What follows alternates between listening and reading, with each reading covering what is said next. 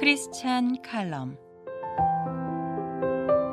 유명한 심리학자인 에브라임 매슬로우는 하나님의 중대한 사명을 거부하고 도망한 요나의 모습 속에서 인간들이 무엇인가 위대해질 수 있는 순간에 두려움으로 자신의 운명과 사명을 피하는 것을 보며 요나 컴플렉스라는 말을 사용했습니다. 많은 사람들이 인생의 사명과 거대한 부르심을 위한 도전보다 그저 하루하루 근근히 살아가는 것에 만족하며 살아가는 것을 봅니다.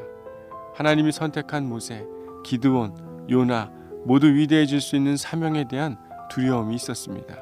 하나님이 그들을 부르실 때 모세는 제가 입이 둔합니다. 기드온도 저희 집은 므낫세 중에 극히 약하고 나는 아버지 집에서 가장 작은 자라고 이야기하며 두려움을 표현합니다. 우리들도 하나님의 소명과 사명 앞에서는 우리의 약한 모습을 보이며 적당히 살아가는 것을 선택합니다. 소명을 가지며 사는 것보다 적당히 오래 길게 살아가려는 사람들이 많아지면서 현 시대는 자신의 이기적인 이득을 얻기 위해 비리를 저지르는 정치인들과 아파트 입주민 대표들 그리고 교주의 이익을 위한 거짓 부르심이 마치 소명이라고 생각하며 헌신하는 이단들이 더욱 득세해 가는 것 같습니다. 우리는 하나님의 새로운 소명과 부르심 앞에서 적당히 살아가려는 두려움을 내려놓고 하나님의 선택을 믿고 세상과 가정 그리고 교회를 위한 변화의 자리로 나아가야 합니다. 적당히 살아가는 것은 뭔가 문제가 생깁니다.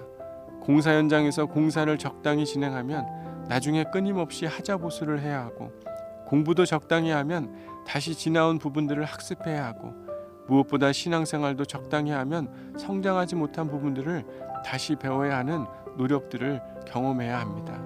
하나님은 여러분의 인생을 적당히 살아가기보다는 하나님과의 만남을 통해 새로운 도전을 요구하십니다. 하나님이 기드온, 요나, 모세에게 찾아오셨을 때는 이미 그들을 용사라고 생각하고 그들의 삶에 놀라운 일들을 준비하셨기 때문입니다. 그리고 부족하고 연약한 그들을 통해 하나님의 계획을 이루어 가시지 않았습니까?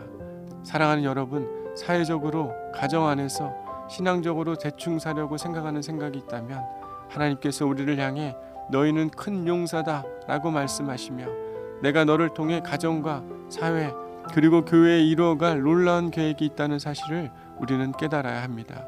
그리고 그분의 말씀에 순종하며 하나님의 소명과 부르심에 응답하는 저와 여러분의 소중한 하루가 되기를 바랍니다.